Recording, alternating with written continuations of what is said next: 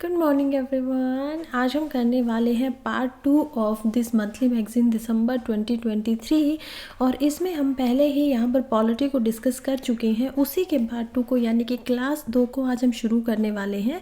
और ये जो क्लास 2 होने वाली है इसके अंदर हम जैसे मंथली मैगजीन के पेजेस आगे बढ़ रहे हैं वैसे ही हम भी आगे बढ़ेंगे। तो सबसे पहले बात करते हैं पॉलिटी की, क्योंकि पॉलिटी से ही हमने शुरुआत की है। तो पॉलिटी के 4th यहाँ पर न्यूज़ पे हम पहुँच चुके हैं, जो कि बात कर रहा है बियॉन्ड आर्टिकल 370 आर्टिकल को हमने कल की वीडियो में भी लास्ट समझा। उसके बारे में बोल रहा है fear and future of India asymmetric federalism. देखिए बहुत इंपॉर्टेंट वर्ड हो जाता है एसिमेट्रिक फेडरलिज्म। इसको समझने के लिए दो बातों को समझना बहुत इंपॉर्टेंट है। क्या है वो दो बातें, चलिए देखते हैं। सबसे पहले ये पता होना चाहिए कि यहाँ पर फेडरलिज्म होता क्या है। अगर फेडरलिज्म की बात की जाए तो फेडरलिज्म को हम समझ सकते हैं कि फेडरलिज्म दो टाइप से यहाँ पर होता है। एक होता है आपका एसिमेट्रिक फेडरलिज्म, जो कि यहाँ पे ऑलरेडी दिखाई दे रहा है। तो फेडरलिज्म कितने टाइप से हो सकता है, 2 टाइप्स ऑफ। एक हो सकता है सिमेट्रिकल, यानी कि जो सिमेट्री के अंदर है। दूसरा यहाँ पर कौन सा होगा, दूसरा होगा आपका एसिमेट्रिकल। और एसिमेट्री और सिमेट्री को समझ में देखकर ही हमें आ जाता है कि सिमेट्री का मतलब यहाँ पर होता है कि कोई भी चीज़ जो एक जैसी है किसी सिमेट्री में बनी हुई है। और एसिमेट्री का मतलब यहाँ पर कोई चीज़ एक जैसी इक्वलिटी के साथ नहीं बनी है, राइट। तो हम देखेंगे कि सिमेट्री का मतलब है कुछ इक्वल होना। और इसका एग्जाम्पल कैसे देख सकते हैं, हम देखेंगे यूएसए के फेडरलिज्म के मॉडल को। अब यूएसए का जो फेडरलिज्म का मॉडल है वो कैसा है, वो यूएसए के अंदर हमें पता है 50 स्टेट्स होती हैं। उन 50 स्टेट्स के अंदर हर स्टेट से 2 रिप्रेजेंटेटिव जो होंगे वो आएंगे आपके कहाँ पर, वो आपको आएंगे मिलेंगे आपकी जो सेनेट होगी उसके अंदर। उसके अलावा सभी स्टेट्स के पास खुद की बराबर की पावर्स भी है, राइट। उनके पास खुद का कॉन्स्टिट्यूशन है, खुद की अलग सिटीजनशिप है, सब कुछ हम उस तरीके से देख सकते हैं। तो ये एग्जाम्पल हो जाता है सिमेट्रिकल यहाँ पर फेडरलिज्म का। फेडरलिज्म क्या होता है खुद में, फेडरलिज्म मैंने कल भी बताया आप लोगों को कि फेडरलिज्म का मतलब होता है डिवीजन ऑफ द पावर। देखिए जब आप पावर्स को यहाँ पर डिवाइड कर देते हैं ना, किस किस के बीच में, सेंटर के बीच में, दूसरा जो आपकी कौन सी गवर्नमेंट होगी, स्टेट गवर्नमेंट्स के बीच में। तो प्रोविंसेस और सेंटर के बीच में जब आप पावर को डिवाइड करते हैं, का डिवीजन करते हैं, तब आपका फेडरलिज्म बोला जाता है। अब ये जो फेडरलिज्म है इसका इंडियन कॉन्स्टिट्यूशन में कहाँ पे जिक्र मिलेगा, हमें मिलता है शेड्यूल 7 के अंदर। भारतीय जो संविधान है उसके अंदर हम देख पाएंगे कि यहाँ पर 3 लिस्टें दी गई हैं। और ये बहुत इंपॉर्टेंट शेड्यूल है, क्योंकि शेड्यूल 7 सिर्फ इसी की बात करता है। सिर्फ और सिर्फ ये जो 3 लिस्टें दी गई है पावर्स की ही बात कर रहा है कि कौन सी पावर यहाँ पर सेंटर के जिम्मे है, जो कि ज़्यादातर डिफेंस की पावर उनके जिम्मे होती है। आपका हम देखेंगे कि ऑल इंडिया सर्विसेज सेंटर के पास होंगी। इसके अलावा एजुकेशन के ऊपर कुछ मुद्दा यहाँ पर होता है। हालांकि अब एजुकेशन को सेंटर्स की लिस्ट से हटाकर कॉन्क्रीट लिस्ट में डाल दिया गया है, यानी कि जो समावर्ती यहाँ पर हम देख पाएंगे कि सभी के लिए, यानी स्टेट और जो यहाँ पर सेंटर है, जो दोनों के लिए पावर एक दूसरे के साथ वो शेयर कर सकते हैं। लेकिन परवेल कौन करता है उसमें परवेल करता है सेंटर। तो हम क्या बोल सकते हैं, ये स्टेटमेंट आ सकती है अगर प्रीलिम्स में, कि हमारा इंडिया का जो फेडरलिज्म है वो थोड़ा सा इंक्लाइंड करता है सेंटर की तरफ। क्या ऐसा हम बोल सकते हैं, बिल्कुल बोल सकते हैं, बिल्कुल ये स्टेटमेंट ठीक होगी, क्योंकि सेंटर हमारा सबसे ज़्यादा पावरफुल बन चुका है ना। अगर आपको 2 कानून बनाने, एक स्टेट लिस्ट का कानून है, सेंटर उसके ऊपर नहीं बना सकता, वो स्टेट लिस्ट में है, सेंटर के ऊपर कोई भी स्टेट नहीं बना सकती है, ठीक है। लेकिन कोई ऐसी एक्ट है जो स्टेट ने बनाया और वो कॉन्करेंट लिस्ट में आता था, लेकिन सेंटर कह रहा है कि ये चीज़ ठीक नहीं है और हम इस पर कुछ और कानून बना रहे हैं। तो कौन सा मान्य होगा कानून, सेंटर का मान्य होगा सभी स्टेट्स के ऊपर। चलिए अब हम समझते हैं एसिमेट्रिकल फेडरलिज्म को।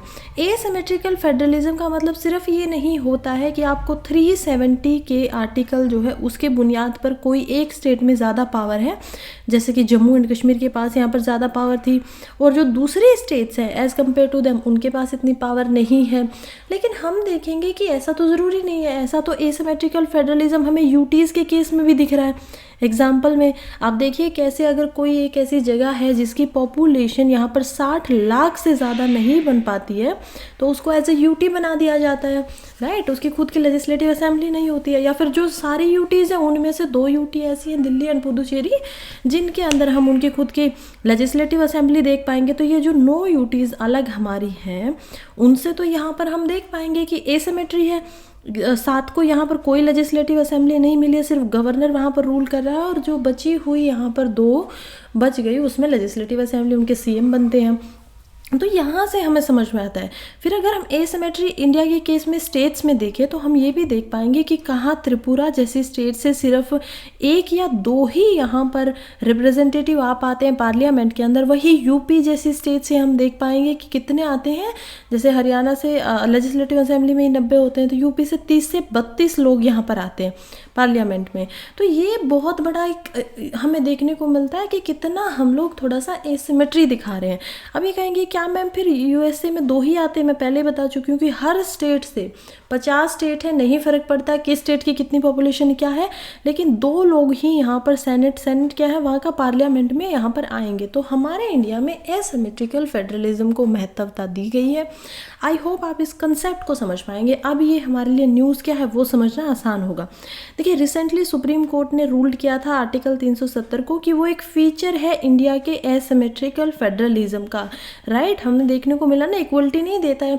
क्या यहाँ पर जो साउथ इंडिया में हम तमिलनाडु की अगर बात करते हैं, मान लीजिए क्या तमिलनाडु को और जम्मू कश्मीर का जो आर्टिकल 370 है दोनों को सेम पावर्स यहाँ पर कहीं पे मिल रही है? नहीं मिल रही है। उसका खुद का वहाँ पर कॉन्स्टिट्यूशन है, तमिलनाडु के पास तो ऐसा कुछ नहीं है। तो ये क्या होता है, एसिमेट्रिकल फेडरलिज्म के अंदर आता है। ये कहते हैं कि सेम नहीं है, इंटरनल जो सॉवरेनिटी होगी वो आपके पास सेम नहीं होगी। चलिए अब न्यूज़ पे और देखते हैं। तो कुछ फियर आ गया, हमने ऊपर देखा कि कुछ फियर है फ्यूचर को लेके कि इंडिया के एसिमेट्रिकल फेडरलिज्म के लिए क्या क्या डर बने हुए। अब ये बहुत इंपॉर्टेंट सवाल है यहाँ पे, क्योंकि करंट में तो मेंस में आपसे पूछा जा सकता है, और आपको कंसेप्ट समझने के बाद इसके लिए पूरा तैयार रहना चाहिए कि ठीक है ऐसा क्या है, ऐसा अगर मेंस में सवाल आ गया तो मैं कैसे उसको रिप्रेजेंट करूँगा। पहला फियर है, देखिए कुछ स्टेट के अंदर ये एक फियर था कि कुछ स्पेशल प्रोविज़न उनके पास है, जैसे कि जो आर्टिकल 370 को यहाँ पर हटा दिया गया है उसने कुछ डिस्कशंस को यहाँ पर ट्रिगर किया है, जिसमें कि आर्टिकल 371 के अंदर भी पोटेंशियल अमेंडमेंट की बातें की जा रही हैं। आर्टिकल 371 क्या बोलता है? आर्टिकल 371 उन स्टेट्स के बारे में बात करा है जिनके पास कुछ स्पेशल प्रोविजंस है। अब आपको ये समझाने के लिए मुझे फिर से पॉलिटी में जाकर ये बताना होगा कि हमारे संविधान में हमने शेड्यूल 7 की बात की। चलिए अब शेड्यूल 5 और शेड्यूल 6 पे आ जाइए। ये 2 ऐसे शेड्यूल हैं जिसमें शेड्यूल 5 में आपके जो ट्राइबल यहाँ पर स्टेट्स हैं उनके लिए कुछ स्पेशल प्रोविज़न बनाए गए हैं। फिर इसके अंदर भी 4 स्टेट हैं जो कि आपकी हम याद कर सकते हो आप ATMM या फिर ATM स्क्वायर के नाम से। तो ये क्या होती है कि आसाम यहाँ पर है, त्रिपुरा है, मेघालय, मणिपुर है। तो ये 4 स्टेट यहाँ पर ऐसे हैं जिनके पास कुछ क्या दिए गए हैं, स्पेशल प्रोविज़न दिए गए हैं कि कुछ लोगों को इन स्टेट में जाने के लिए परमिट्स की ज़रूरत पड़ती है, राइट। आपको आप वहाँ पर जाकर लैंड नहीं खरीद सकते हो, ट्राइबल एरिया है वैसा। वहाँ के खुद के लोग जैसे कि मैती एंड कोको का ही जो आज हमने पढ़ा था पूरे आर्टिकल, न्यूज़पेपर में सुबह सुबह आया हुआ था आर्टिकल, तो उसमें भी हमें समझ में आता है कि मैती जो हैं एक ट्राइब है यहाँ पर मणिपुर की, और वो ST का स्टेटस इस वजह से मांग रही है क्योंकि वो वहाँ पर लैंड के ऊपर अधिकार चाहती है, ज़मीन के ऊपर उसको खरीदना चाहती है, ओन करना चाहती है, और वो उनको नहीं मिलता है, राइट। तो ये हमें देखने को मिलता है कि कुछ स्टेट्स के अंदर ऐसा नहीं है कि सिर्फ जम्मू कश्मीर को यहाँ पर स्टेटस स्पेशल जो स्टेटस है वो मिला हुआ था, रेदर ऐसी और बहुत सारी स्टेट्स हैं। खासकर हम देखेंगे कि शेड्यूल 5 के अंदर तो हमें यहाँ पर 10 स्टेट्स देखने को मिलेंगी, ठीक है, जिनको अलग अलग, वो पूरी कंट्री में अलग अलग स्टेट है। मध्य प्रदेश में उसका एक पार्ट है, जो भी कंट्री में आपको झारखंड जैसे है जहाँ पर भी आपको फॉरेस्ट दिखेंगे ना, उसी में अलग अलग प्रोविंसेस के हिसाब से, कि मान लीजिए MP के अंदर 2 डिस्ट्रिक्ट ऐसी हैं जिनके अंदर यहाँ पर क्या है, फॉरेस्ट एरिया, वहाँ पर ट्राइब्स भी मिलती हैं। तो अब ये जो 2 डिस्ट्रिक्ट्स हैं इनके ऊपर वो स्पेशल स्टेटस, यहाँ पर कुछ प्रोविज़न जो होंगे वो लागू किए जाएंगे। एक अलग इनका जो होगा ट्राइबल मिनिस्टर होगा वो बना दिया जाएगा, या कोई ऐसा गवर्नमेंट एम्प्लॉय वहाँ पर भेजा जाएगा जो इनसे हैंडल करेगा। तो ये सारी चीज़ों के ऊपर बात करें, वो कौन प्रोवाइड कर रहा है? आर्टिकल 371 भी प्रोवाइड कर रहा है उसको। फिर हम देखते हैं कि सेंटर ने इसके ऊपर अश्योरेंस क्या दिया है। तो सेंट्रल गवर्नमेंट ने ये अश्योरेंस दी है कि ऐसा कोई इंटेंशन उनका नहीं है कि वो कॉन्स्टिट्यूशन के किसी भी पार्ट में कोई भी बदलाव अभी लाएं। खास करके अगर बात की जाए नॉर्थ ईस्ट और अदर रीजन्स के बारे में, क्या बात हो रही है यहाँ पे, फिर से शेड्यूल 5 एंड शेड्यूल 6 की बातें यहाँ पर की जा रही हैं। सुप्रीम कोर्ट की क्या वर्डिक्ट है? सुप्रीम कोर्ट का बोलना है, देखिए सुप्रीम कोर्ट ने कहा कि गवर्नमेंट का जो डिसीजन था आर्टिकल 370 को सस्पेंड करने का वो तो ठीक है, और उन्होंने अफर्म किया ये लद्दाख को भी एज ए यूटी बनाना ये भी कहीं ना कहीं ठीक ही तरीके से किया गया है।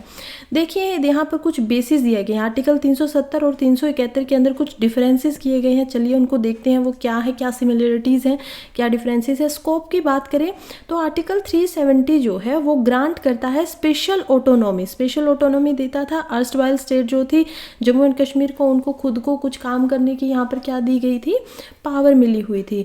आर्टिकल 371 की बात करें तो ये स्पेशल प्रोविजन इसके अंदर भी थे जो बहुत सारी स्टेट्स को मिलता है। मैंने आपको बताया ना बहुत सारी स्टेट कौन कौन सी वो स्टेट्स हैं। हम देख पाएंगे कि टोटल अगर लगाए तो 14 से 15 स्टेट हम यहाँ पर इसके अंदर इंक्लूडेड देख पाएंगे। फिर हम चलते हैं जो एप्लीकेबिलिटी थी, इसमें कौन कौन किस किस के ऊपर ये एप्लीकेबल होता है, कि कहाँ कहाँ पर ये इम्प्लाई होगा। तो आर्टिकल 370 सिर्फ और सिर्फ कहाँ पे इम्प्लाई होता था, जम्मू एंड कश्मीर के ऊपर। लेकिन जब आर्टिकल 371 की बात आती है तो वो बहुत सारे सब आर्टिकल पे अप्लाई होता है। महाराष्ट्र में अप्लाई होता है, गुजरात में, नागालैंड में, असम में, मणिपुर में। तो ये मैं ऑलरेडी आप लोगों को समझा चुकी हूँ। ऑटोनॉमी की बात करें कि इसमें पावर क्या देता है, तो आर्टिकल 370 जो है वो जम्मू एंड कश्मीर को उसका खुद का संविधान देता था। बहुत ही ग्रेटर ऑटोनॉमी देखने को मिली थी अगर अदर स्टेट्स के साथ इंडिया में कंपेयर किया जाए तो। हाँ, ये बिल्कुल सच बात है। फिर हम देखते हैं कि आर्टिकल 371 जो है वो बहुत ही ईच स्टेट को अलग अलग यहाँ पर ऑटोनॉमी प्रोवाइड करता है, स्पेशल पावर देता है गवर्नेंस के मामले में। मैंने बोला ना कि अगर हम मणिपुर, नागालैंड की बातें करेंगे तो वहाँ पर क्या होगा, एक ट्राइबल मिनिस्टर होगा, गवर्नर उनको अपॉइंट करेंगे, राइट, गवर्नमेंट के द्वारा उनको अपॉइंट किया जाएगा। लेकिन जब बात करते हैं एमपी की, तो क्योंकि वो पूरी स्टेट ट्राइबल स्टेट नहीं है, यहाँ पर हम महाराष्ट्र की बातें करें, तो उनमें क्या होगा, एक डिस्ट्रिक्ट कलेक्टर लेवल पे एक ऑफिसर बनेगा जो कि ट्राइब से रिलेटेड बनेगा। तो ये क्या है, अलग अलग पावर प्रोवाइड की जा रही है अकॉर्डिंग टू सिचुएशन। और ये क्या दर्शाता है, एसिमेट्रिकल फेडरलिज्म, यानी कि पावर के अंदर जो पावर डिवाइड की गई है वो सिमिलर नहीं है, इक्वल नहीं है। तो चलिए अब हम देखते हैं कि प्रोटेक्शन होनी चाहिए लोकल्स और कस्टम और ट्रेडिशन के लिए इसको बनाया गया है।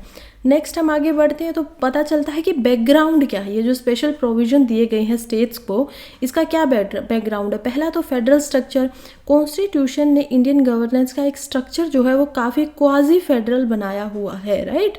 स्टेट के पास ये ऑटोनॉमी तो होती है कि वो कॉन्स्टिट्यूशन की सारी की खुद की जो है वो कुछ काम कर सकते हैं, जैसे खुद का उनका सीएम बनेगा, खुद की वो गवर्नेंस बनाएंगे, खुद के उनकी स्टेट लिस्ट में जो जो भी काम दिए गए हैं, जैसे एजुकेशन अब कॉन्करेंट में आ गया तो स्टेट लिस्ट में जैसे एग्रीकल्चर होता है।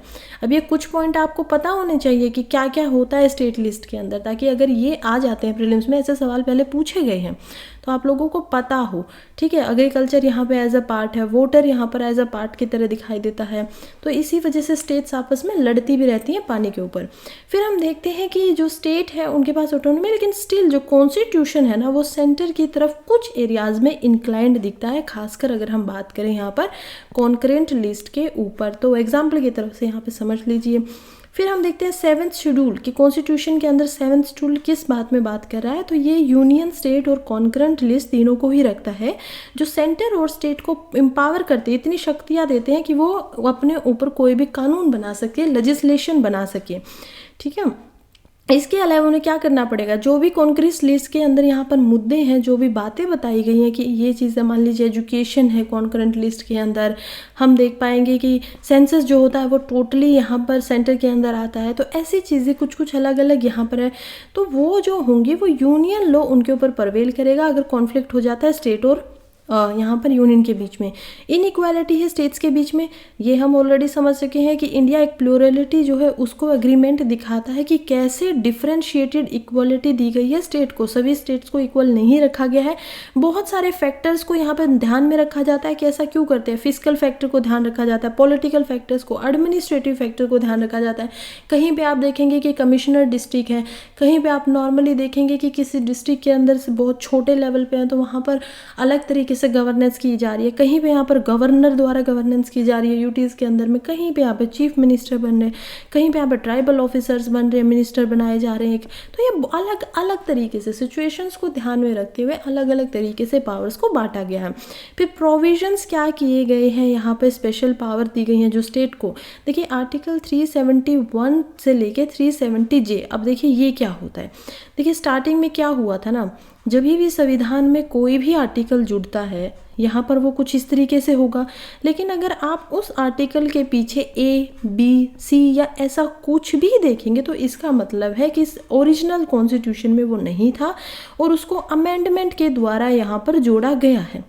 ठीक है, अब ये आर्टिकल इस पे शायद लागू ना हो क्योंकि 371 से लेकर यहाँ पर क्या बातें कर रहा है, 371J तक की बातें की जा रही हैं। कौन से पार्ट में है ये, पार्ट नंबर 21 के अंदर है जो कॉन्स्टिट्यूशन को स्पेशल प्रोविजन देता है कुछ स्टेट्स के लिए।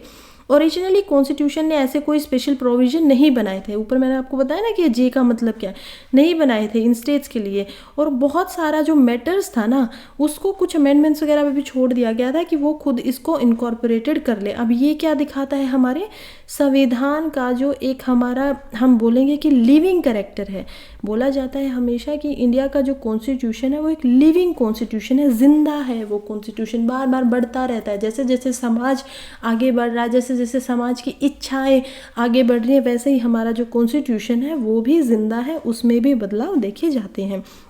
कुछ टेम्परेरी प्रोविजंस की बातें की गई हैं, जैसे कि जितने भी एक्सेप्शंस यहाँ पर हैं कॉन्स्टिट्यूशन में temporary, transitional and special power के अंदर, ये हमारा जो पार्ट है आर्टिकल 371 उसी का यहाँ पर क्या दिया गया है, टाइटल है कि टेम्परेरी हो सकते हैं कि आप जब समय सीमा होगी, जब मन करेगा, फैक्टर्स नहीं काम आ रहे तो उनको हटा दीजिए 370 को, जैसे टेम्परेरी के अंदर रखा गया था।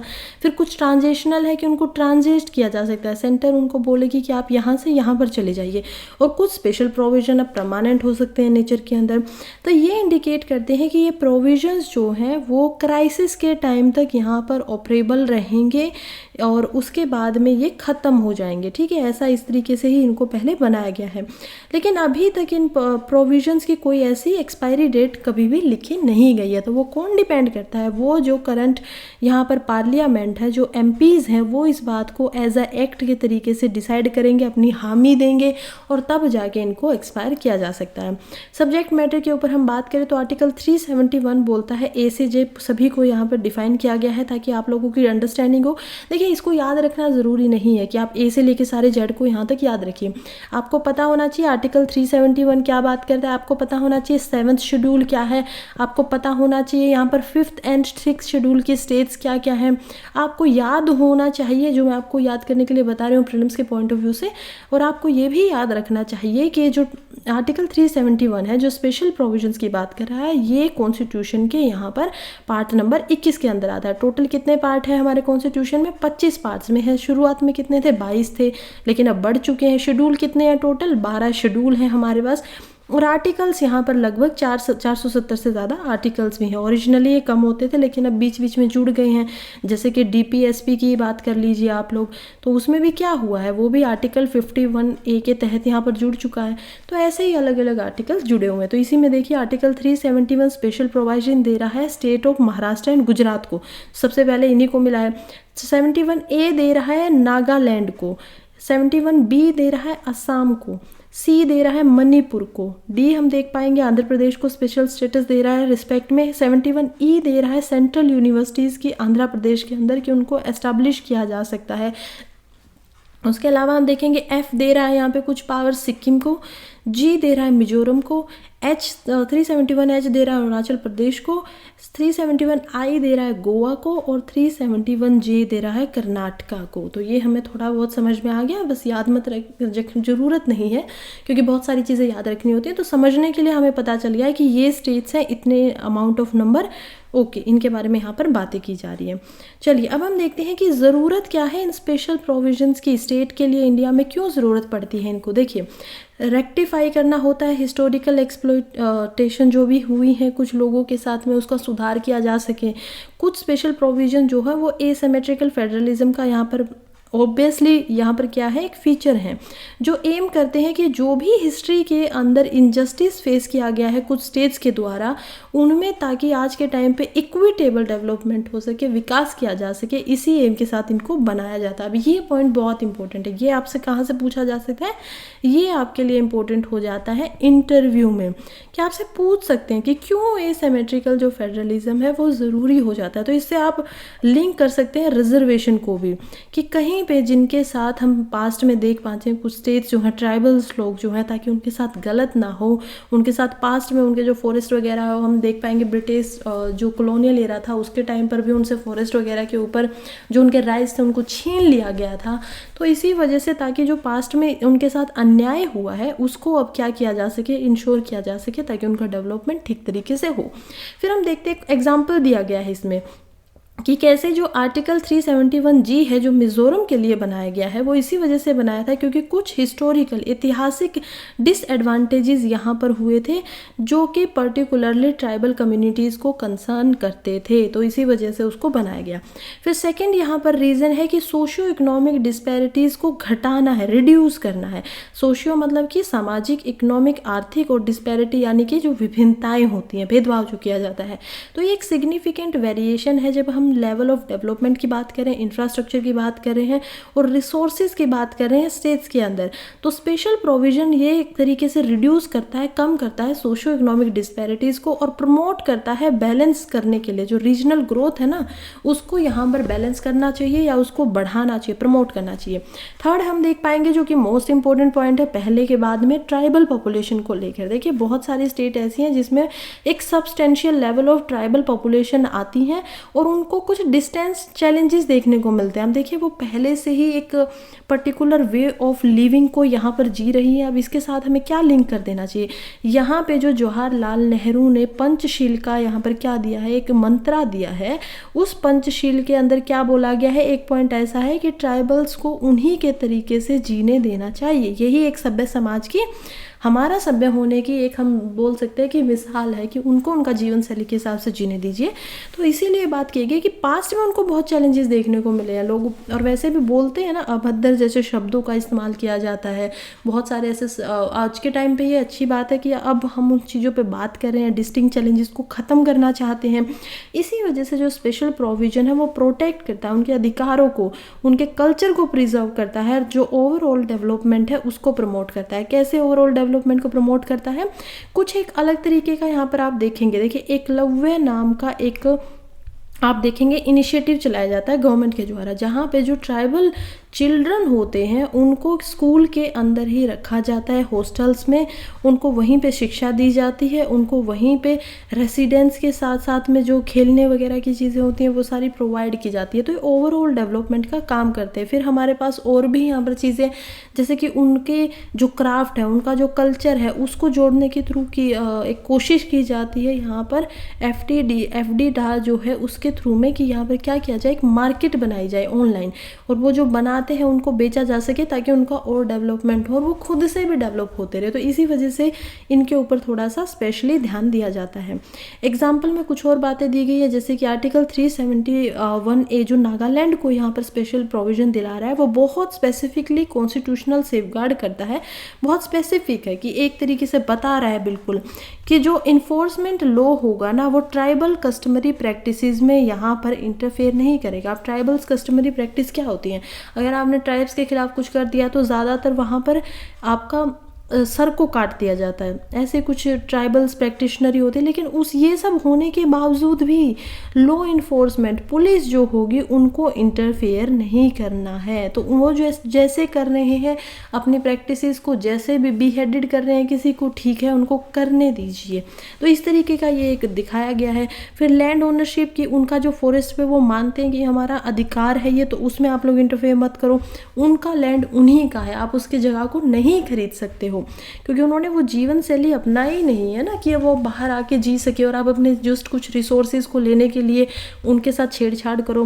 ट्रांसफ़र की बात होती है कि जब तक अप्रूव नहीं किया जाता है किसी रिस्पेक्टिव स्टेट लेजिस्लेटिव असेंबली के द्वारा, तब तक यहाँ पर इन तीनों चीज़ों में आप लोग क्या करें, इंटरफेरेंस ना करें। जियोग्राफिकल चैलेंजेस की वजह से कुछ स्पेशल प्रोविजंस को लाया जाता है। जैसे कुछ स्टेट्स ऐसी हैं जिनकी जो जियोग्राफिकल है वो काफ़ी यूनिक है, काफ़ी अलग है, और उसी वजह से कुछ चुनौतियां सामने आती हैं। कई बार क्या होता है, टेरेन बहुत डिफ़िकल्ट होता है। टेरेन क्या होगा कि जो वहाँ का भूतल होता है, भूभाग जो होता है, वो कहीं पर पहाड़ है, कहीं पर बहुत गहरी नदियाँ हैं, खाई हैं, तो ये बहुत डिफ़िकल्ट है। यहाँ पर रोड वगैरह नहीं बना सकते हैं, एवलांचेस होने का डर होता है, तो इसी वजह से डिफ़िकल्ट टेरेन एक हो सकता है। रिमोटनेस है कि बहुत दूर है, कि वहाँ पर कुछ ऐसा डेवलपमेंट हुआ नहीं है, बहुत ही अलग है। और वल्नरेबिलिटी होती है नेचुरल डिज़ास्टर्स को लेके, कि वहाँ पर डिज़ास्टर जो है नेचुरली वो काफ़ी ज़्यादा हो सकते हैं। फिर हम देखेंगे कि यहाँ पर चैलेंजेस कुछ एसोसिएटेड है स्पेशल प्रोविजन के स्टेट्स में। अगर इंडिया में बात की जाए तो सबसे पहले क्या है, एडमिनिस्ट्रेटिव कॉम्प्लेक्सिटी है। आर्टिकल 371A जो है नागालैंड के अंदर, वो बात करता है एक रीजनल काउंसिल बनाने की, जो विटो पावर देगा ओवर कानून्स के ऊपर। जो लॉ होते हैं उनके ऊपर विटो पावर उसकी चलती है, जो रीजनल काउंसिल होगी। और कौन सी बात करें, आर्टिकल 37(1) नागालैंड के लिए। ये कुछ स्पेसिफिक डिस्ट्रिक्ट के ऊपर ही अप्लाई होता है। तो कोऑर्डिनेशन करना इस काउंसिल के बीच में, प्लस जो स्टेट गवर्नमेंट होती है इनके बीच में, प्लस जो सेंट्रल गवर्नमेंट है, ये डेवलपमेंट प्रोजेक्ट्स के लिए कॉम्प्लेक्स ब्यूरोक्रेटिक जाल बना देता है, एक वेब बना देता है। जो कई बार जो आपने प्रोजेक्ट बोले हैं कि डेवलपमेंट के लिए हमें प्रोजेक्ट देने हैं, वो कहीं ना कहीं इसकी वजह से क्या हो जाते हैं, डिले हो जाते हैं। इम्प्लीमेंट होने में उनको एक बोलेंगे तो थोड़ा सा टाइम ज़्यादा लगता है, डिले हो जाते हैं, देरी हो जाती है। फिर बोलते हैं कि मे प्रमोट रीजनलिज्म। अब ये एक बहुत बड़ी समस्या है। रीजनलिज्म क्या होता है कि आप छोटे क्षेत्र के बारे में, जैसे आप एक अभी सोचिए एक जगह पे रह रहे हैं, आप एज ए इंडिया को नेशन ना सोचते हुए, और इसकी वजह से प्रॉब्लम आती है कि आपने मान लीजिए अपनी कोई डिस्ट्रिक्ट को ही आपने मान लिया, आप किसी डिस्ट्रिक्ट के अंदर, इलाहाबाद के अंदर हैं आप, और आपने सोचा कि इलाहाबाद ही अब सब कुछ है यहाँ पर, और मैं तो इलाहाबाद को यहाँ पर क्या कराऊंगा, फ्रीडम कराऊंगा, मुझे नहीं फ़र्क पड़ता किसी और चीज़ से। तो ये सारी प्रॉब्लम्स क्या करवाती हैं कि फूट की तरह काम करते हैं। अगर आप रीजनलिज्म के अंदर एक जो क्षेत्रवाद हम इसको बोल सकते हैं कि एक छोटा रीजन जो है उसी के लिए आप लोग अगर लड़ने लग जाएंगे, तो कहीं ना कहीं इससे क्या होगा, जो कंट्री है उसके अंदर अशांति देखने को मिलेगी, शांति की कमी हो जाएगी, क्योंकि हर कोई लोग बस अपने अपने रीजन के लिए लड़ेगा। इससे क्या होगा, यूनिटी के अंदर प्रॉब्लम आएगी। जो एकता देखने को चाहिए किसी भी देश को, किसी भी नेशन को, नेशन बने रहने के लिए, वो एक प्रॉब्लमेटिक सिचुएशन है। इसी वजह से रीजनलिज्म को प्रमोट कर सकता है, ये एक समस्या इसमें दिखती है। कुछ ऐसे स्पेशल स्टेटस दिए गए हैं जो रीजनलिज्म और सेपरेटिज्म, कि हमें अलग होना है, तो उन सारे तत्वों को यहाँ पर नेशनल इंटीग्रेशन को इम्पैक्ट किया जा सकता है, कि नेशनली जो हम एक दूसरे के साथ जुड़े हुए हैं उस चीज़ को यहाँ पर इम्पैक्ट हो सकता है। एग्जाम्पल देखें तो मिजोरम का एग्जाम्पल है आर्टिकल 370G, जो स्पेसिफिक प्रोटेक्शन देता है लैंड ओनरशिप और ट्रांसफ़र को। जो क्या करा है कि कुछ लोगों को ही ये मिला हुआ है, ये क्या करेगा कि यूनिक रीजनल सेंटीमेंट बना देगा कि हम लोग क्या है, अभी मिजोरी हम लोग हैं, और हम लोगों को सिर्फ हमारा जो लैंड है वो सिर्फ हमारा है, और इस पर कोई भी आगे नहीं रह सकता है। तो एक अलग तरीके का इसमें रीजनल सेंटीमेंट्स है। ठीक है, नेक्स्ट चलते हैं। अब नेक्स्ट यहाँ पर पॉइंट दिया गया है कि इसमें प्रॉब्लम और क्या है, डिपेंडेंसी सिंड्रोम भी देखने को मिलता है। देखिए बहुत ज़्यादा ओवर रिलायंस देखी जाती है कुछ स्पेशल प्रोविजन पे, जो डिपेंडेंसी सिंड्रोम निकाल सकते हैं। अब सिंड्रोम क्या होता है, एक तरीके से बीमारी होती है कोई भी सिंड्रोम, और डिपेंडेंसी यानी कि आप किसी के ऊपर डिपेंड हो। तो इसमें भी स्टेट जो है वो यहाँ पर इतनी ज़्यादा एक तरीके से स्टॉर्म्ड हो जाती है ना, कि उनको स्पेशल ट्रीटमेंट मिलना ही चाहिए। अगर मैंने आपको बोला कि ये टेम्परेरी होते हैं most of the special status, अब उनको किसी भी टाइम पे अगर सेंटर या स्टेट चाहे तो क्या कर सकती है, सीज कर सकती है, उनको ख़त्म कर सकती है। लेकिन ये लोग इतने ज़्यादा आदी हो चुके हैं उसके कि नहीं, हमको तो वो चीज़ चाहिए।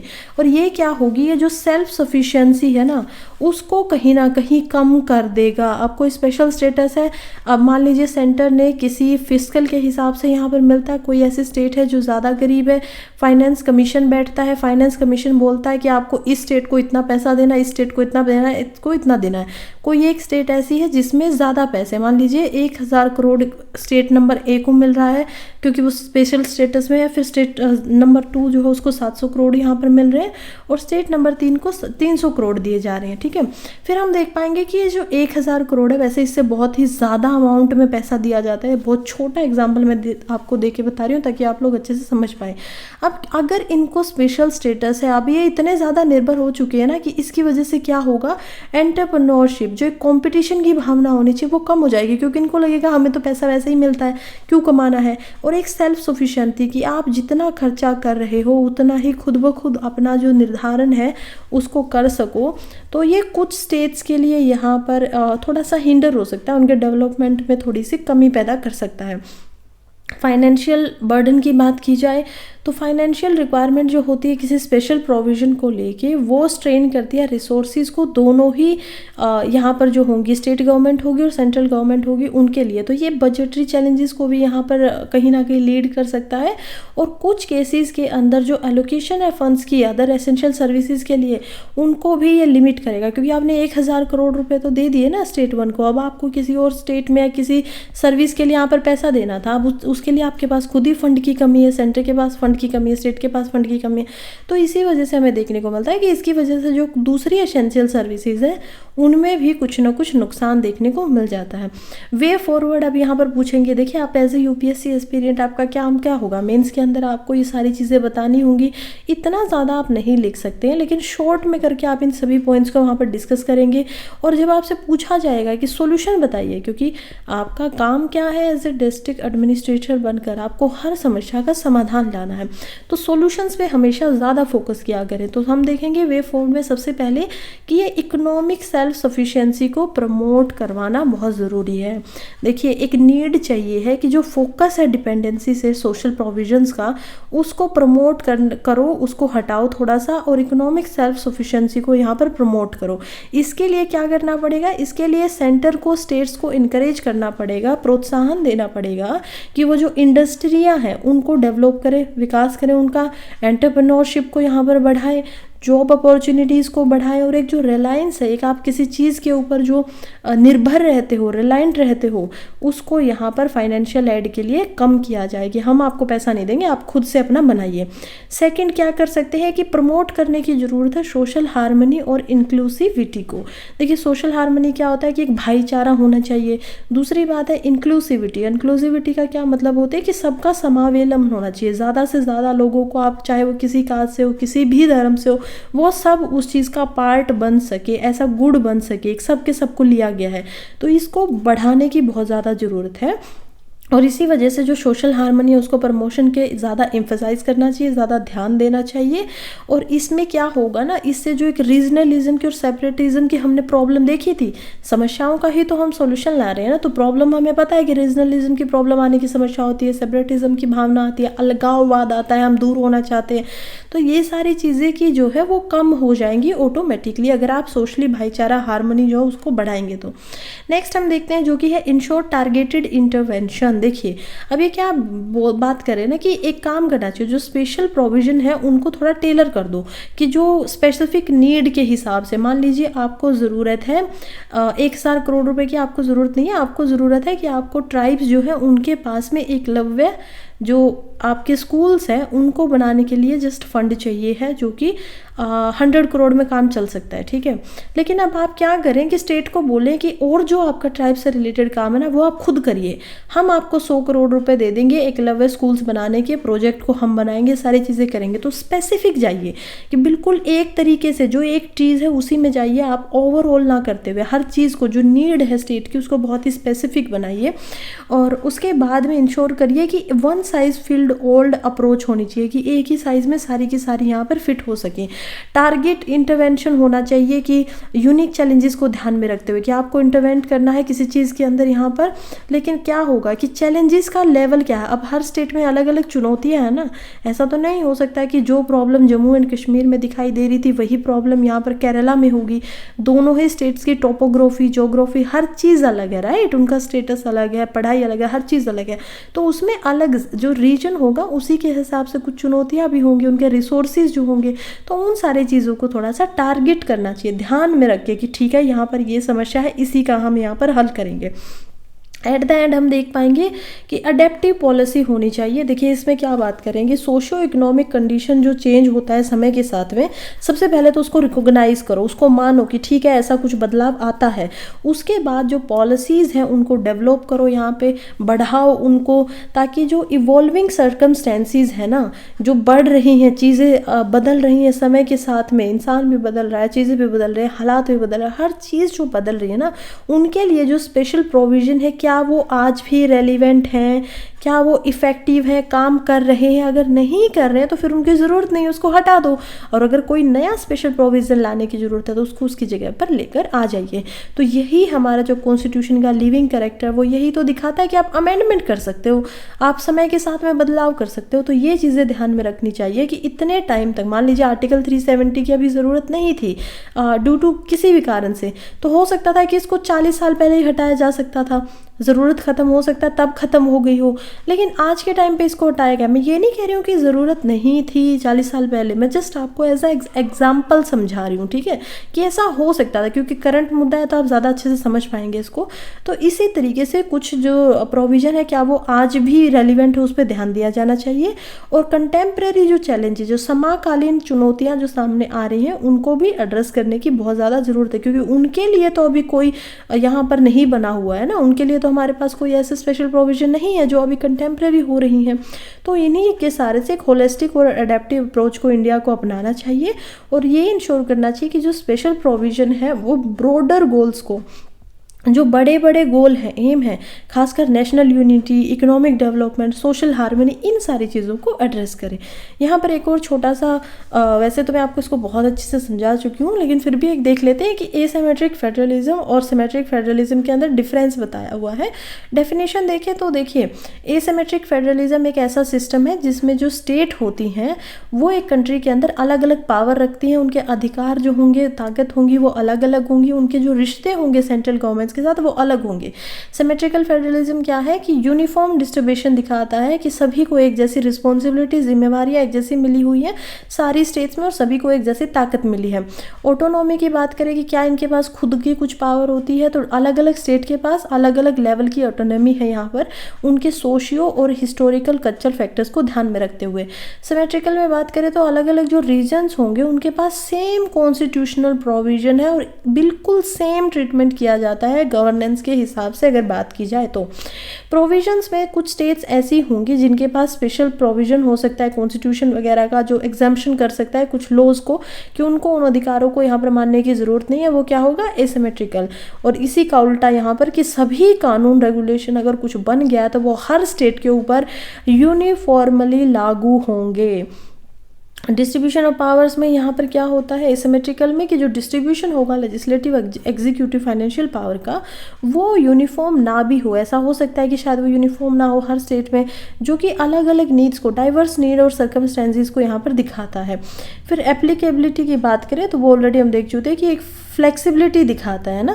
आप देखेंगे एसिमेट्रिकल फेडरलिज्म में एक फ्लेक्सिबिलिटी है कि वो फेडरल प्रिंसिपल्स को यहाँ पर किन को अप्लाई करना है, one size fit all approach यहाँ पर सुटेबल ना हो उन रीजन्स के लिए। मान लीजिए आपने कुछ एक प्रोग्राम चलाया हुआ है, ठीक है, आपने एक कानून बनाया हुआ है। अब आपका कानून था कि कोई भी अगर किसी को यहाँ पर मान लीजिए एक लॉ है कि अगर कोई एक इंसान है और वो बाई चांस कोई भी थेफ्ट करता है, ठीक है, चोरी कर लेता है किसी भी कारण से, अब आप उसको क्या करेंगे, यहाँ पर जेल में डाल देंगे 2 साल के लिए, ये एक कानून बना हुआ है। लेकिन कुछ ऐसे रीज़न है जहाँ पर इसको उनके फेस्टिवल का तरीका माना जा सकता है। इतनी बड़ी दुनिया है, उसके अंदर बहुत सारे फेस्टिवल है, बहुत सारे कल्चर हैं, अलग अलग मान्यताएं हैं, उनमें एक को इसमें मान लिया। अब वो इंसान ऐसा कर रहा है और आप उसको अप्लाई कर देंगे, तो ये तो एक तरीके से उनके जो कल्चर उसको हिंडर करना हो गया ना, उसके खिलाफ जाना हो गया। तो ये गलत बात है कि रीजन को हो सकता है कोई ऐसी जगह है जिसमें जो आप उसको दे रहे हो उसको ज़रूरत नहीं है और कुछ नया ऐड करने की ज़रूरत है, तो इसकी वजह से फ्लेक्सिबिलिटी देता है, ज़्यादा अच्छे से काम हो सकता है। और सिमेट्रिकल में यही है कि फेडरल प्रिंसिपल पे जो ध्यान दिया जाता है इतने ज़्यादा, तो यूनिफॉर्मिटी बांटता है, इसी वजह से जो एक फ्लेक्सिबिलिटी है वो कम दिखाई देती है। चलिए नेक्स्ट आर्टिकल की तरफ या न्यूज़ की तरफ बढ़ते हैं, जो कि है president's action during state emergency open to scrutiny. देखिए सुप्रीम कोर्ट का फिर से ये ध्यान दिया गया है। अब हमारे लिए ज़्यादातर मेंस के लिए इंपॉर्टेंट हो जाते हैं, सारे के सारे आर्टिकल ज़्यादातर मेंस में हैं।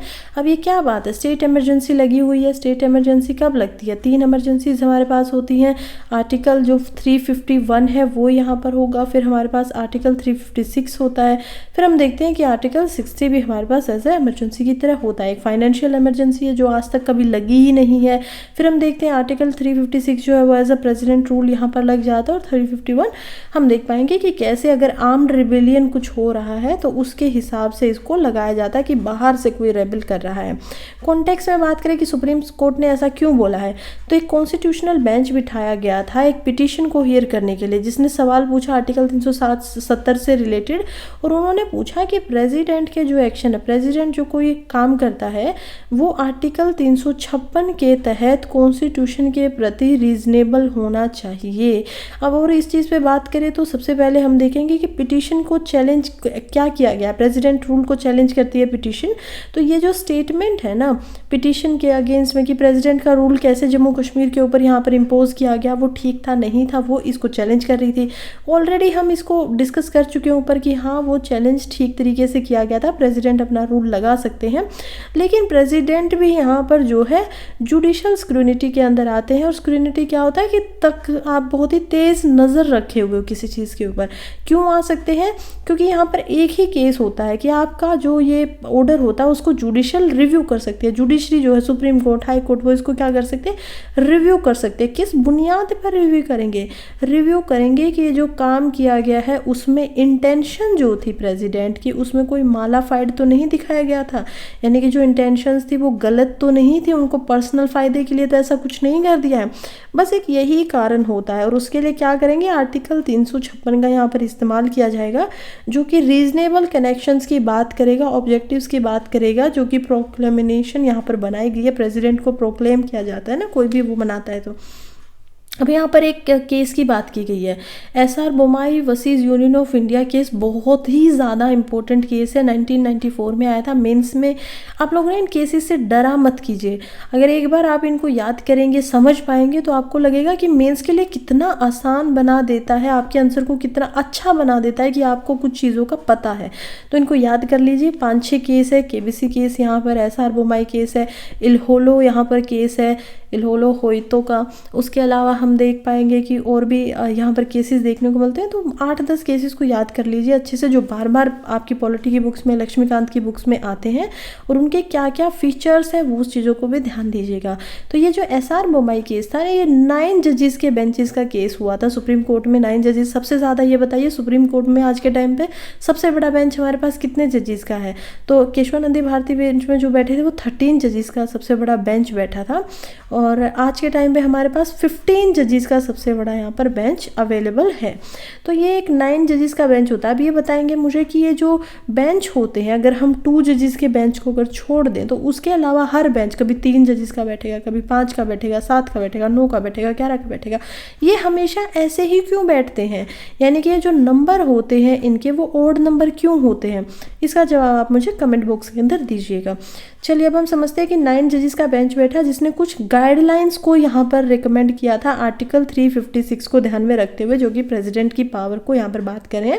इन्होंने बोला कि देखिए, अगर ये अनएनिमसली ऐसा नहीं हो सकता है, यूनानिमसली ऐसा नहीं हो सकता है कि जो प्रेसिडेंट की प्रोक्लेमेशन है वो जुडिशियल रिव्यू के अंदर ना आए। तो यहाँ पर क्या होगा? सभी के सभी 9 के 9 जजेस ने इस बात को माना कि जो प्रेसिडेंट प्रोक्लेम करता है इमरजेंसी को, उसको जुडिशियल रिव्यू के अंदर रखा जाना चाहिए। इलीगलिटी के ऊपर ध्यान देना चाहिए कि क्या वो लीगल है, ठीक तरीके से लगाई गई है। उसके बाद क्या उसके पीछे मालाफाइड है, कोई इंटेंशन तो खराब नहीं है, एक्स्ट्राऑर्डिनरी कंडीशंस तो नहीं है, पावर नहीं है, फ्रॉड नहीं है। तो अब यहाँ पर देखिए केस कितना इंपॉर्टेंट हो जाता है। ये आपके प्रेसिडेंट की पावर्स के ऊपर, जो कि हमारे इंडिया के सबसे first man of the India है, उनकी पावर है किसी चीज़ को इमरजेंसी लगाने की इतनी बड़ी, उन पर रिस्ट्रिक्शंस लगा रहा है, लिमिट लगा रहा है कि अगर आपने कुछ अपने मन से कर दिया ना तो फिर हम देखने को है और हम उसको क्या कर देंगे, गलत भी बता देंगे। ठीक है, तो कितना बड़ा रिस्ट्रिक्शन लगाया जा रहा है किसी की पावर्स के ऊपर, और वो भी जो हमारे इंडिया के जो पहले इंसान है, प्रेसिडेंट है। तो इसी वजह से केसेस बहुत इंपॉर्टेंट हो जाते हैं। केबीसी केस जो है, केशवानंदी भारती केस, वो एक कॉन्स्टिट्यूशन में बेसिक फीचर्स को ले आता है। तो क्या ये कब होता है? 1973 को, 24 अप्रैल को ये होता है। तो ये ऐसे बड़े बड़े केसेस ना जिनके अंदर बहुत ही बड़े बड़े काम किए गए हैं। आज अगर आर्टिकल 370 आपको समझ में आ रहा है कि सुप्रीम कोर्ट के पास यहाँ पर प्रेसिडेंट रूल के खिलाफ में पिटीशन गई है, तो वो किस कारण गई है? इसी केस के कारण गई है। 1994 से पहले आप उसको जुडिशली रिव्यू नहीं कर सकते थे। जहाँ पर जो प्रेसिडेंट ने बोल दिया, वो सुप्रीम कोर्ट के पास नहीं जाएगा। लेकिन ये हुआ, तो ये यहाँ पर अब्यूज ऑफ पावर और फ्रॉड के बुनियाद पे इनको क्या किया जा सकता है? जुडिशली रिव्यू किया जा सकता है। फिर बात करी जाती है कि मटेरियल जो है उसके ऊपर स्क्रूटिनी क्या है। देखिए, प्रेसिडेंट जो है सब्जेक्टिव है इस इशू को, कि इसको एग्जामिन नहीं किया जा सकता। जो भी उन्होंने बोला है, प्रेसिडेंट को जो भी अगर सब्जेक्टिव लगा, कोई चीज़ उनको लगा कि वो खुद की बुनियाद से कर रहे हैं, लेकिन कोर्ट ने ये बात माना कि जिस मटेरियल पे वो रिलाई कर रहे हैं, अब सब्जेक्टिव क्या होगा कि उन्होंने अपनी सोच से कुछ किया, अब उसके ऊपर तो आप एग्जामिनेशन नहीं करेंगे। लेकिन जिस मटेरियल पे, जिस चीज़ के ऊपर, अब मटेरियल क्या आएगा? उनके पास कोई चीज़ आएगी, कोई एक्ट आएगा, राइट, कोई ना कोई उनके ऊपर चीज़ आएगी कि इस कारण की वजह से आप यहाँ पर प्रेसिडेंट रूल लगा दीजिए। तो सुप्रीम कोर्ट इस मटेरियल को रिव्यू करेगा। ठीक है, अब वो बोलेगा कि देखिए, हम प्रेसिडेंट को तो यहाँ पर सुप्रीम कोर्ट में नहीं ला सकते, वो तो फिर प्रेसिडेंट के लिए भी एक जो उनकी मान मर्यादा है उसके लिए भी खराब बात होगी, लेकिन उस मटेरियल को हम मंगवा लेंगे, बताइए उस पर क्या किया गया था। तो यही है कि मटेरियल के ऊपर यहाँ पर क्या होगा? स्क्रूटिनी होती है, उसको एग्जामिन किया जा सकता है, डिसीजन लेने के लिए उसको रिव्यू किया जा सकता है। अनटिल देन जो प्रेसिडेंट है वो सस्पेंड कर सकते हैं स्टेट के लेजिस्लेचर को, तो तब तक वो सिर्फ स्टेट के लेजिस्लेचर को यहाँ पर सस्पेंड कर सकते हैं, ख़त्म नहीं कर सकते। ये भी होता है कि प्रेसिडेंट का जो रूल होता है ना, उसी में या तो आप स्टेट को यहाँ पर सस्पेंड कर दीजिए, या फिर आप क्या कर सकते हैं, स्टेट के जो लेजिस्लेचर है उसको बिल्कुल लैप्स कर दीजिए, ख़त्म कर दीजिए। तो वो कौन करवाएगा? Obviously council of minister headed by यहाँ पर प्राइम मिनिस्टर होंगे, और वो क्या करेंगे यहाँ पर?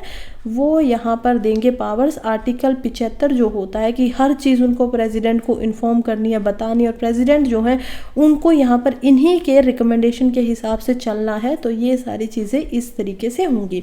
फिर हम लास्ट में देखते हैं कि ऑटोमेटिक री इंस्टेटमेंट हो जाता है स्टेट गवर्नमेंट का। देखिए, अगर पार्लियामेंट फेल हो जाती है किसी प्रोक्लेमेशन को अप्रूव करने के लिए 2 महीने के अंदर अंदर में, तो जो गवर्नमेंट होगी वो ऑटोमेटिकली डिसमिस्ड कर दी जाएगी। ठीक है, तो ऑटोमेटिकली री इंस्टेंटेड हो जाएगी, जिसको डिसमिस कर दिया गया था ना। अब ये क्या बोल रहा है? अब यहाँ पर आइए, अब यहाँ पर आने के बाद हम ऊपर आके देखते हैं कि प्रेसिडेंट ने बोला कि इमरजेंसी लग गई है। प्रेसिडेंट की इमरजेंसी कब लगती है? प्रेसिडेंट की जो इमरजेंसी होती है अंडर आर्टिकल 356, वो लगती है जब आपका कोई एक हाउस या दोनों हाउस, या तो लोकसभा या फिर राज्यसभा, इन दोनों में से कोई या तो एक यहाँ पर नहीं है, पावर के अंदर नहीं है। अब हमें पता है राज्यसभा जो होता है वो कंटिन्यूइंग चैम्बर है, यानी कि राज्यसभा कभी भी ऐसा नहीं हो सकता कि ख़त्म हो गया। राज्यसभा की जो मेंबर होंगे उनका जो एक लाइफ वो होगा वो 6 साल का होगा, टेनोर जो होगा एक तरीके से, और उन 6 साल में हर 2 साल के अंदर 1/3 लोग यहाँ पर रिटायर हो जाएंगे। तो ये चलता रहेगा, फिर 1/3 लोग आ जाएंगे, तो कभी भी यहाँ पर लैप्स नहीं होगा। लेकिन जो दूसरा हाउस होता है, जो लोकसभा होता है, वो लैप्स हो सकता है, वो यहाँ पर ख़त्म हो सकता है। कब हो सकता है? वैसे तो यूजुअली इसकी टेनोर 5 साल की होती है, वो भी लोकसभा की होती है, किसी मेंबर ऑफ पार्लियामेंट की टेनोर नहीं होती है, वो कभी भी ख़त्म हो सकते हैं, कभी भी उनको हटाया जा सकता है। लेकिन क्योंकि अगर या तो ये हो जाए कि जो नॉन कॉन्फिडेंस मोशन है वो पास हो जाए, तो यहाँ पर क्या होगा, जो गवर्नमेंट थी जिसको मेजोरिटी में रहना ही उसका कारण था गवर्नमेंट बनने का, अगर उनकी मेजोरिटी खत्म हो जाती है तो हो सकता है कि 2 दिन के बाद ही यहाँ पर लोकसभा को डिसॉल्व कर दिया जाए, डिसॉल्व हो जाए। अब मान लीजिए एक एक्ट कैसे बनता है, अगर हमें कोई एक्ट बनाना है, चलिए एक बिल है, सबसे पहले किसी बिल को इंट्रोड्यूस किया जाता है। मान लीजिए लोकसभा के अंदर बिल का इंट्रोडक्शन होगा। अब लोकसभा में इसके ऊपर क्या की जाएंगी, वोटिंग करवाई जाएंगी। लोकसभा के अंदर वोटिंग चल रही है, वोटिंग होगी तो ये लोकसभा ने इसको क्या कर दिया, पास कर दिया। अब जब ये लोकसभा से पास होगा तो ये बिल जाएगा पास होने के बाद राज्यसभा में। अब राज्यसभा के पास क्या ऑप्शन है कि राज्यसभा या तो इसको क्या कर दे, मतलब कि इसके ऊपर कोई प्रतिक्रिया ही ना करे, या फिर इसको अमेंडमेंट करवा दे, या फिर इसको मना कर दे, या फिर इसको पास कर दे। अभी के लिए हम सोचते हैं पास हो चुका है, क्योंकि हमें बिल से एक्ट की प्रक्रिया को देखना है। ये राज्यसभा से पास हो चुका है, तो अब बिल जाएगा यहाँ पर प्रेसिडेंट के पास, क्योंकि पार्लियामेंट का हमारे यहाँ पर मतलब क्या होता है, Lok Sabha plus Rajya Sabha plus president. अब ये जब बिल प्रेसिडेंट के पास जा चुका है, तो प्रेसिडेंट जब इसके ऊपर पास करके अपने सिग्नेचर कर देंगे, जो कि उनको करने ज़रूरी नहीं है, वो इसको मना भी कर सकते हैं, लेकिन अगर उन्होंने कर दिया, अब ये जो बिल था यहाँ से ये बिल कन्वर्ट होके बन जाएगा एक्ट। ठीक है, अब ये बिल क्या बन चुका है, एक्ट बन चुका है। तो ये होता है पूरा प्रोसेस कि कैसे एक बिल जो है वो एक्ट में यहाँ पर परिवर्तित होता है। लेकिन अब मान लीजिए इमरजेंसी है, किसी भी कारण से कोई कुछ भी हो गया, लोकसभा जो है वो अब मान लेते हैं कि यहाँ पर नहीं है, डिसॉल्व हो चुकी है, तो क्या राज्यसभा के पास इतनी शक्ति है कि वो अकेला बिल को इंट्रोड्यूस करे, पास करे, प्रेसिडेंट के पास भेजे, साइन करवाए और एक्ट बना दे? ऐसा तो नहीं हो सकता है। अब बीच में आते हैं प्रेसिडेंट, इसी को बोलते हैं इमरजेंसी। अब प्रेसिडेंट यहाँ पर बोलेगा कि ठीक है, क्योंकि यहाँ पर दोनों हाउसेज नहीं हैं, तो मैं यहाँ पर ऑर्डर देता हूँ, लेकिन 2 महीने के अंदर अंदर जब यहाँ पर लोकसभा बन जाएगी, मान लीजिए लोकसभा बनती है 6 महीने के बाद, जो कि यूजुअली जो इलेक्शन का टाइम उतना लग जाता है, तो 6 महीने के बाद प्लस बनने के 2 महीने बाद 8 महीने के बाद यहाँ पर अगर उन्होंने ये जो प्रेसिडेंट का था, इन्होंने ऑर्डर दिया था, उसको यहाँ पर पास नहीं किया, तो जो एक गवर्नमेंट यहाँ पर डिसमिस की गई थी ना, अब उसको ख़त्म तो नहीं किया जा सकता था, सिर्फ क्या किया जा सकता था, सस्पेंड किया जा सकता था, वो ऑटोमेटिकली खुद ब खुद यहाँ से फिर से स्टार्ट हो जाएगी। ये पूरा का पूरा यहाँ पर बात स्टेटमेंट बोली गई है, और अभी भी ऐसे ही काम करती है 1994 से, आज भी आपको यही देखने को मिलेगा। चलिए नेक्स्ट हम देखते हैं कि not every action prone to judicial scrutiny. अब देखिए जो हर एक्शन होता है ना, वो ज़रूरी नहीं है कि यहाँ पर स्क्रूनिटी हो उसके ऊपर। हाउएवर जो कोर्ट है उन्होंने एम्फेसाइज किया है कि प्रेसिडेंट की जो एक्सरसाइज है उनका एवरीडे एडमिनिस्ट्रेशन की, वो कभी भी रूटीन में जुडिशियल रिव्यू के लिए नहीं आएगी। अब ये थोड़ा सा अलग होता है, जैसे यूरोप में अगर हम देखें तो क्या होता है कि प्रेसिडेंट जो होंगे और किंग जो होगा, प्रेसिडेंट तो वहाँ पर होता ही नहीं है, तो किंग जो होगा उसमें कोई और भी साइन करता है, काउंसिल ऑफ मिनिस्टर्स जो होंगे वो काउंटर साइन करते हैं, और काउंटर साइन करने का मतलब है कि king can make no mistake, king कोई मिस्टेक नहीं कर सकता। अगर उस चीज़ में कोई दिक्कत आती है तो जो सज़ा होगी वो किसको मिलेगी, यहाँ पर काउंसिल ऑफ मिनिस्टर्स को मिलेगी। लेकिन इंडिया में ऐसा कुछ भी नहीं है, ना उनको साइन करने की ज़रूरत होती है, और ना ही उन्होंने जो भी डिस्कस किया है किसी भी कारणवश उसको उनको किसी के आगे भी बताने की ज़रूरत है, तो उसमें जुडिशरी भी कोई हस्तक्षेप यहाँ पर नहीं कर सकती, इंटरवेंशन नहीं कर सकती। नेक्स्ट हम देखेंगे जो कि है responsibility of centre to provide justification, कि यहाँ पर सेंटर का भी तो कुछ रिस्पॉन्सिबिलिटी बनता है ना, जिम्मेवारी बनता है। तो बेंच ने ये भी बोला कि जो अगर कोई केस हो जाता है तो ये जिम्मेवारी है सेंटर की तरफ से कि वो जस्टिफाई करे कि उन्होंने ऐसी जो पावर है उसको एक्सरसाइज क्यों किया। क्योंकि मैं फिर से बता रही हूँ, अगर लोकसभा चली हुई है, बनी हुई है, और उस टाइम पे मान लीजिए लोकसभा सेशन में भी नहीं है, कोई सा हाउस सेशन में नहीं है, 3 महीने में इमरजेंसी आ गई, तो भी तो यहाँ पर प्रेसिडेंट क्या करेंगे, तो भी तो प्रेसिडेंट रूल को यहाँ पर लगाया जा सकता है ना, या फिर इमरजेंसी मीटिंग बुलाई जा सकती है दोनों हाउसेस की, दोनों चीज़ें यहाँ पर की जा सकती हैं। उसके अलावा एसआर बोमाई केस में फिर से बार बार ये केस आ रहा है, इसको प्लीज़ अच्छे से याद कर लीजिएगा। सुप्रीम कोर्ट ये रिलाई करते हैं कि जो एसआर बोमाई की रूलिंग थी एक्शंस को प्रेसिडेंट के लिए, वो कॉन्स्टिट्यूशनली वैलिड हैं, बिल्कुल ठीक है, इसको ध्यान में हमेशा रखा जाएगा। फिर हम देखते हैं कि प्रेसिडेंट रूल या स्टेट इमरजेंसी होता क्या है। बात की जा रही है आर्टिकल 356 की संविधान में। सबसे पहले प्रोक्लेमेशन ऑफ प्रेसिडेंट रूल, यानी ये एक तरीके से शक्ति देता है प्रेसिडेंट को कि वो प्रेसिडेंट रूल किसी भी स्टेट के अंदर यहाँ पर लागू कर सकते हैं। बस उनके लिए उनको एक रिपोर्ट चाहिए होती है गवर्नर से, और गवर्नर ये रिपोर्ट किस बुनियाद पे भेजता है, गवर्नर भेजता है कि जब स्टेट के अंदर जो संविधान है, कॉन्स्टिट्यूशन है, अगर उसको यहाँ पर नहीं माना जा रहा है या उसको किसी चीज़ से रोका जा रहा है जो उसमें लिखा गया है कॉन्स्टिट्यूशन के अंदर, तो इसी बुनियाद पे गवर्नर इसको भेज सकता है कि यहाँ पर जो कॉन्स्टिट्यूशनल मशीनरी है स्टेट में वो कहीं ना कहीं काम नहीं कर रही है, तो आप ये क्या कर दीजिए, रूल बना दीजिए, प्रेसिडेंट का रूल लगा दीजिए। फिर बोल रहे हैं कि पार्लियामेंट का रोल इसमें क्या है। देखिए जो पावर ऑफ लेजिस्लेचर होती है ना स्टेट की, वो सारी की सारी अथॉरिटी आ जाएगी पार्लियामेंट में। वहाँ पर कानून भी सारे के सारे कौन बनाएगा, पार्लियामेंट बनाएगा। और जब तक पार्लियामेंट यहाँ पर नहीं है तब तक ये जो पार्लियामेंट की शक्तियाँ थी, जितनी शक्तियाँ पार्लियामेंट की थी उतनी ही सेम शक्तियाँ यहाँ पर मिल जाती है प्रेसिडेंट को। तो ये जो मैं एक्स्ट्रा पॉइंट्स आपको बताती जा रही हूँ ना, क्या होता है कैसे होता है, ये सारे आपके प्रीलिम्स के पॉइंट ऑफ व्यू से इंपॉर्टेंट है, स्टैटिक पोर्शन का भाग है, बार बार रिविजन में आएगा, अच्छे से समझेंगे, कंसेप्ट क्लियर होगा तो अच्छा रहेगा। नेक्स्ट हम चलते हैं जो कि है ground for imposition of president rule, कि क्या ग्राउंड क्या होता है, आप कब लगा सकते हो प्रेसिडेंट का रूल।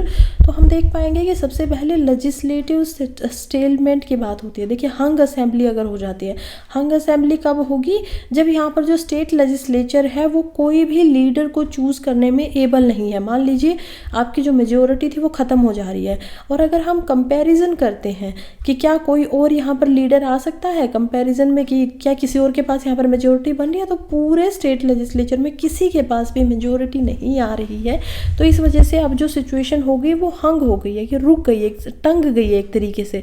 अब इसको कैसे सोल्व किया जा सके, तो यहाँ पर जो चीफ मिनिस्टर है उसको स्टेट गवर्नर के द्वारा एक टाइम फ्रेम दिया जाएगा कि इतना टाइम है, आपके पास 1 महीना है, अपनी मेजोरिटी को यहाँ पर दिखाइए, लेके आइए वापस। अगर ऐसा नहीं होता है तो फिर गवर्नर क्या करेगा, प्रेसिडेंट को बोलेगा कि आप यहाँ पर प्रेसिडेंट रूल लगा दीजिए, क्योंकि सिचुएशन जो है वो संविधान के हिसाब से नहीं चल रही है।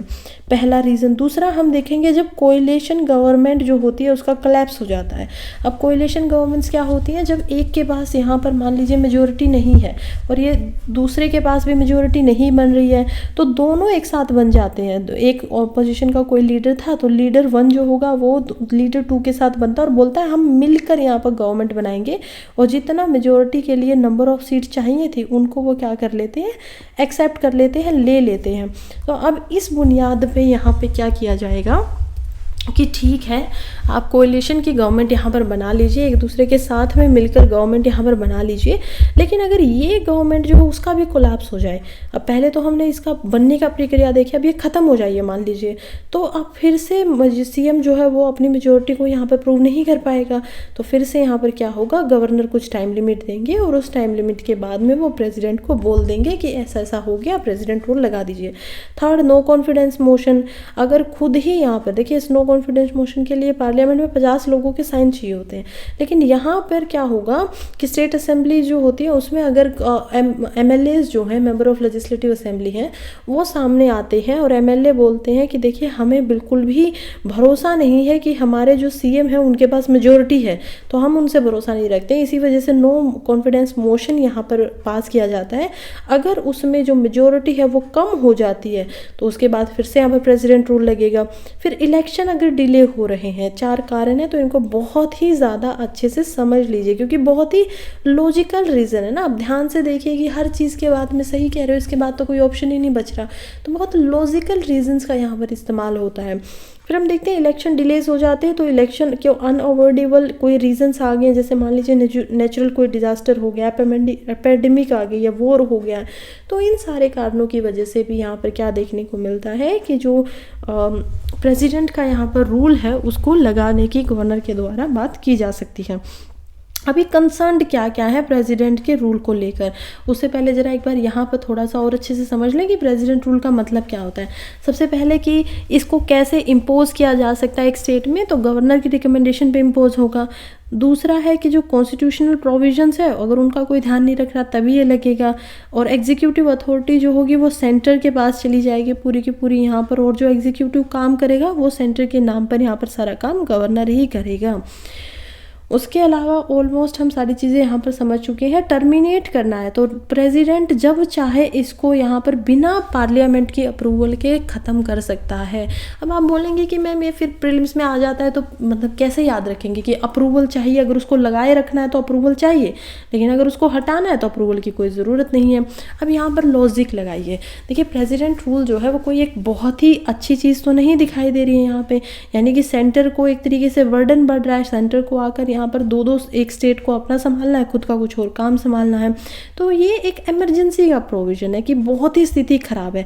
अब अगर इसको हटाना है, स्थिति अगर ठीक हो गई है तो उसको बहुत ईजी बनाना चाहिए ना कि आसानी से वो हट सके।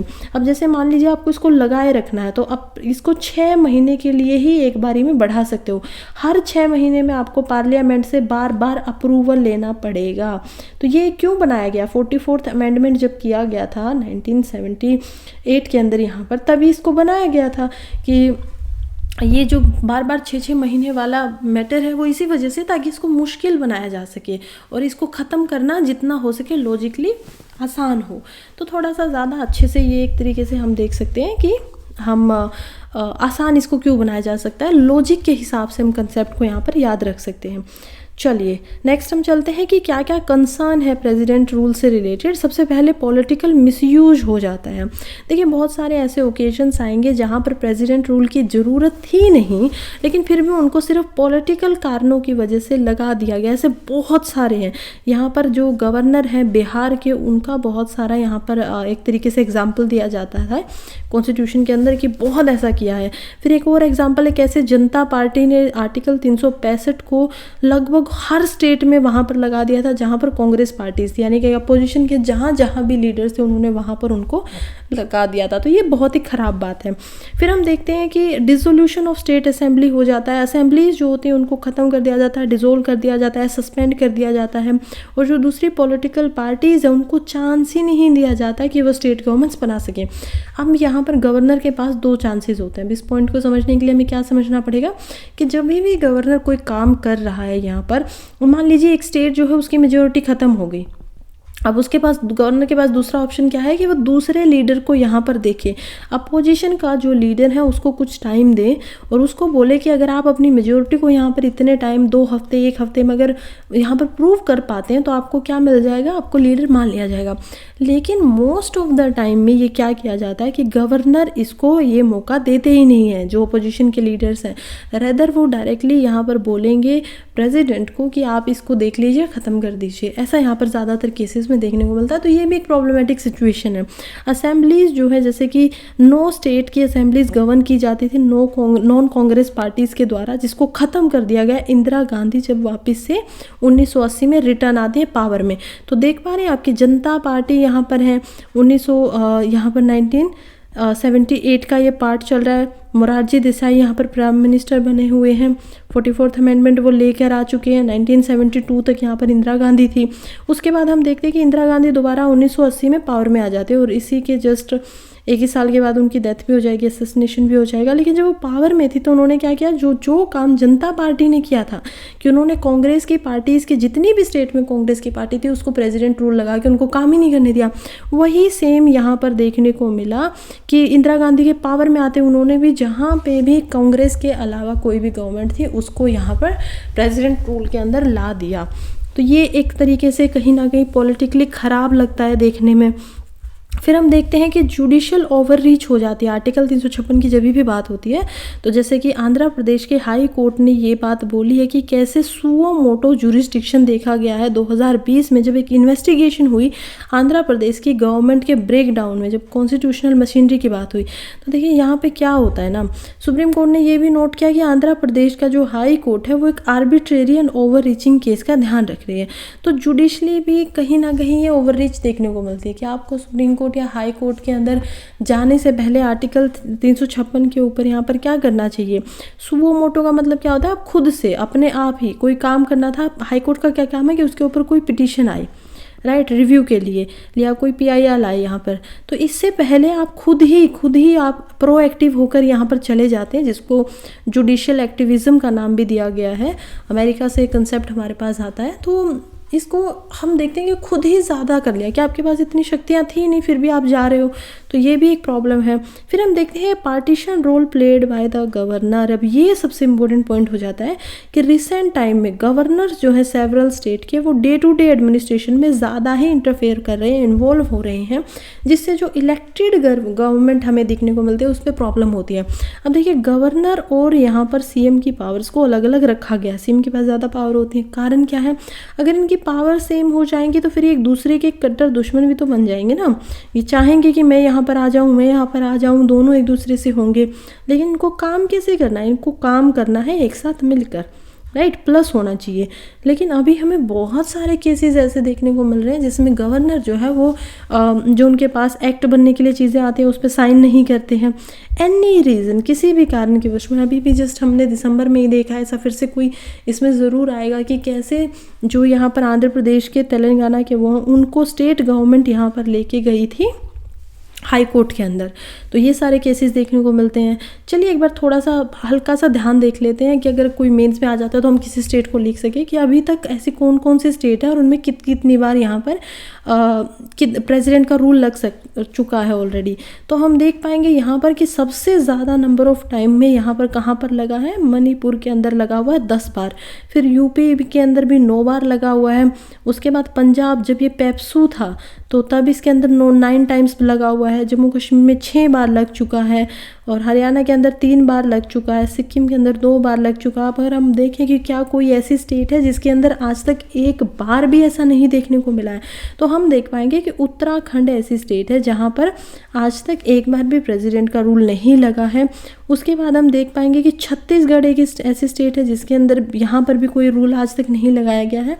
तो ऐसी जस्ट 1-2 स्टेट है। अदरवाइज सिक्किम के अंदर, जो कि बहुत छोटी स्टेट है, वहाँ पर भी लग सका है। आज तक 124 बार प्रेसिडेंट के रूल को लगाया जा चुका है।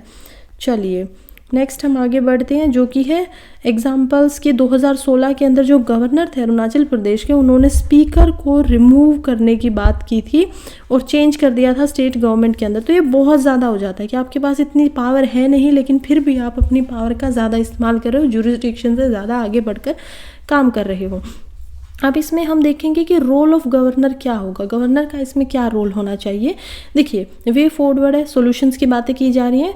तो गवर्नर को एक्चुअली में बहुत ही प्रूडेंटली यहाँ पर काम करना चाहिए, इम्पार्शल रहना चाहिए। उनको ऐसे कुछ नहीं करना चाहिए कि ठीक है मैं किसी का फेवर करूँ, रेदर उनको बिल्कुल इम्पार्शल होना चाहिए, न्यूट्रल होना चाहिए और एफिशिएंसी पे काम करना चाहिए कि जो फेडरलिज्म है, जो उसकी स्पिरिट है, उसको यहाँ पर स्मूथ ऑपरेशन के तरीके से, डेमोक्रेटिक गवर्नेंस के तरीके से चलाया जा सके। अगर इस रिगार्ड में सरकारिया कमीशंस की बात करें, अभी ये कमीशन आपको याद रहना चाहिए कि सरकारिया कमीशन जो है वो फेडरलिज्म के ऊपर ही बना था, पावर्स के ऊपर ही बना था और क्या क्या फेडरलिज्म के अंदर पावर्स का स्ट्रक्चर होना चाहिए, बहुत इंपॉर्टेंट है। इसके अलावा अगर हम मंडल कमीशन की बात करें तो हमें मंडल कमीशन याद रहना चाहिए कि मंडल कमीशन यहाँ पर रिजर्वेशन से रिलेटेड बनता है। वो बात करता है कि रिजर्वेशन होना चाहिए या नहीं होना चाहिए। तो ऐसे ही कुछ कमीशंस आएंगे बार बार जो कि आपको याद रखने ज़रूरी है मेंस पॉइंट ऑफ व्यू से।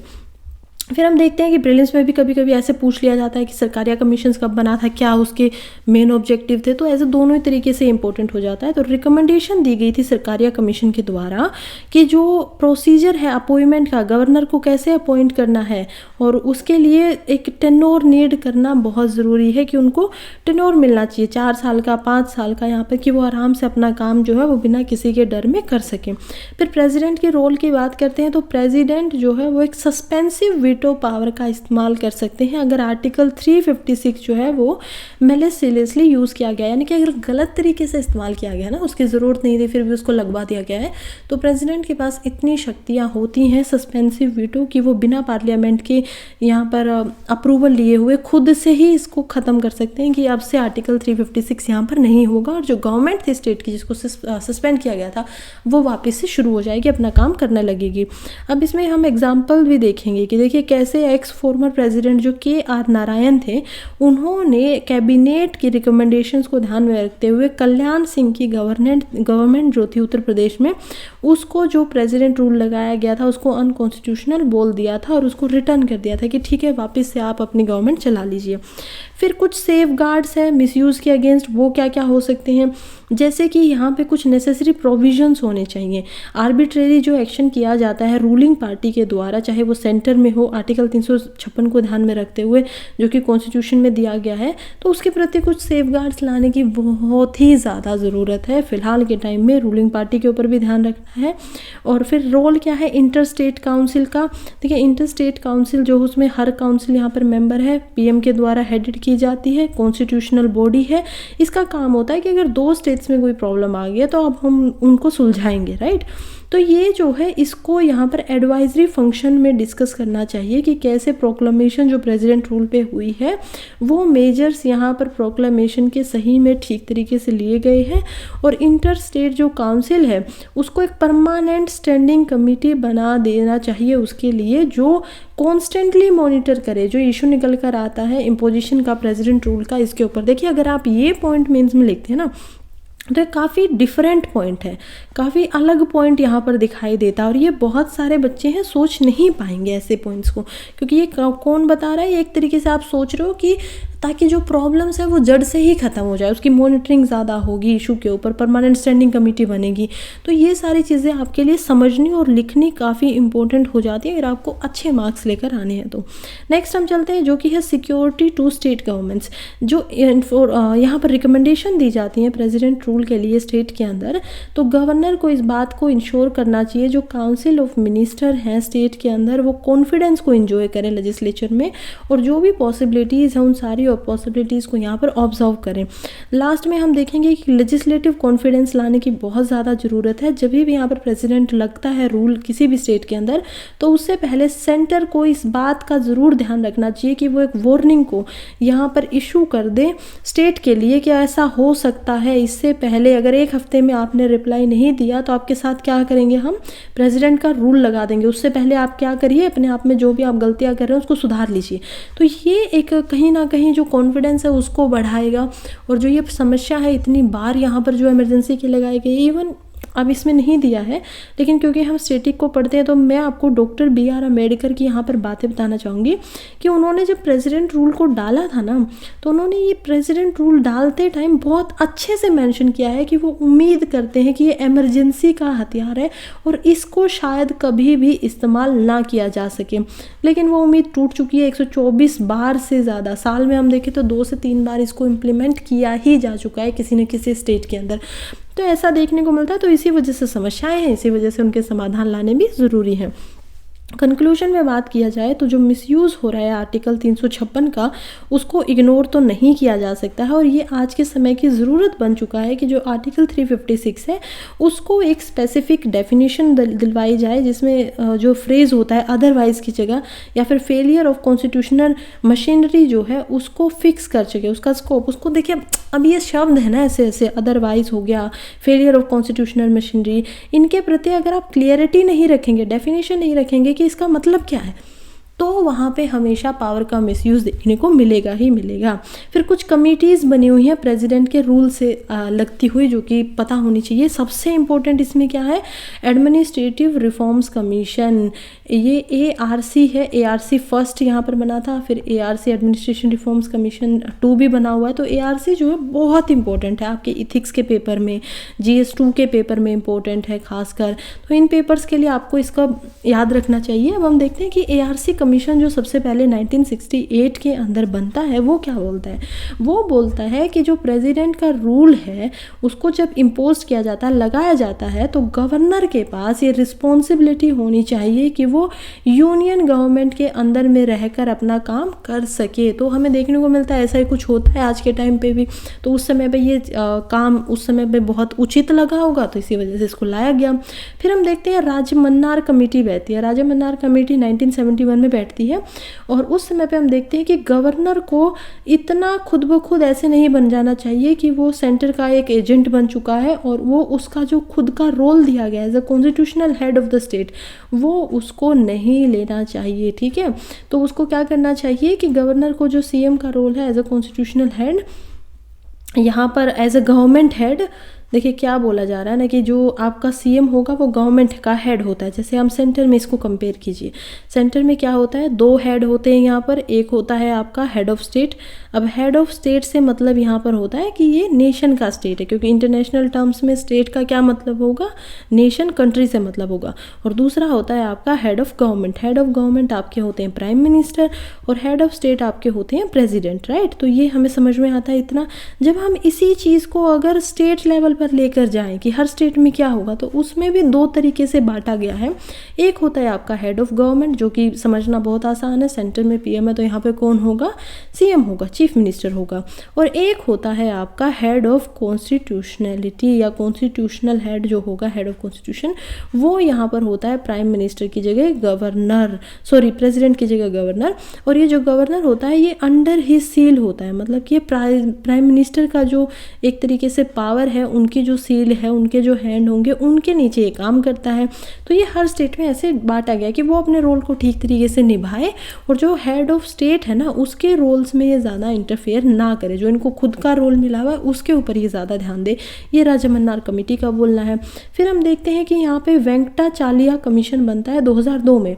ये रिकमेंड करते हैं, ये सुझाव देते हैं कि आर्टिकल 356 को बहुत ही कम बार इस्तेमाल करना चाहिए, बहुत स्प्रेंगली इसका इस्तेमाल होना चाहिए और ये लास्ट रेमेडी की तरह इस्तेमाल करो कि जब कुछ भी नहीं बचा है, कि अब कोलिजन की गवर्नमेंट नहीं बन सकती है, मेजोरिटी में कोई लीडर नहीं है, अपोजिशन में कोई लीडर नहीं है, कुछ भी नहीं बचा है, कि अब आखिर हो चुकी है बिल्कुल, तब आप इसको लास्ट रिजोर्ट की तरह इस्तेमाल करो। अदरवाइज़ जो BR अम्बेडकर भी इस बात को बोल कर जा चुके हैं, तो अदरवाइज़ इसका इस्तेमाल नहीं होना चाहिए। उसी बात को कौन दोहराते हैं? वेंकटाचालिया कमीशन।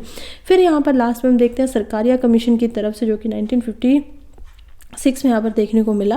ये कहता है कि जो गवर्नर है ना उनको एक फंक्शन की तरह काम करना चाहिए, कॉन्स्टिट्यूशन के जो सेंटिनल हैं उनके हिसाब से, और वाइटल लिंक बनना चाहिए यूनियन और स्टेट के साथ में। यानी कि एक तरीके से जो लिंक है, क्योंकि सेंटर का सबसे ज़्यादा बड़ा लिंक क्या, जो मान लीजिए हेड ऑफ स्टेट है यहाँ पर, गवर्नमेंट है यहाँ पर जो बनाई गई है चीफ मिनिस्टर के द्वारा, वो तो अपोजिशन की भी बन सकती है। वो तो हो सकता है कि सेंटर को बिल्कुल भी पसंद ना करे, तो वो बिल्कुल खुद की अपनी ऑटोनॉमी चला रही है यहाँ पर, खुद के अपने काम कर रही है।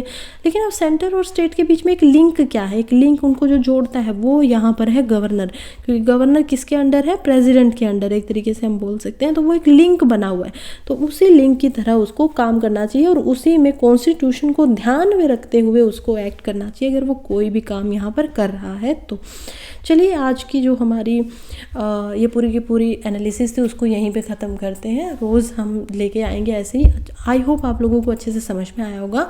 इसका PDF चाहिए तो आप जाकर टेलीग्राम चैनल का नीचे कमेंट बॉक्स में लिंक दिया हुआ है, उसको ज्वाइन कर लीजिए। डेली का आपको जो भी क्लास होती है उसका PDF मिल जाता है। आप घर पे बैठ के जो नोट्स हैं आप इसको बाद में रिवीजन के लिए भी रख सकते हैं। और हाँ, इनको पढ़ने में, खुद समझने में हो सकता है थोड़ी डिफ़िकल्टीज़ आए, इसीलिए मेरी जितनी समझ है पूरे पेपर को समझ के मैं उस समझ से आप लोगों को समझा देती हूँ। जितना आसान हो सकता है उससे आसान बनाने की कोशिश करती हूँ, लेकिन बाद में जो नोट्स वगैरह हैं वो आपको खुद ही इसके अंदर बनाने पड़ेंगे, याद रखने पड़ेंगे। सो चलिए, थैंक यू सो मच। पढ़ते रहिए, आगे बढ़ते रहिए।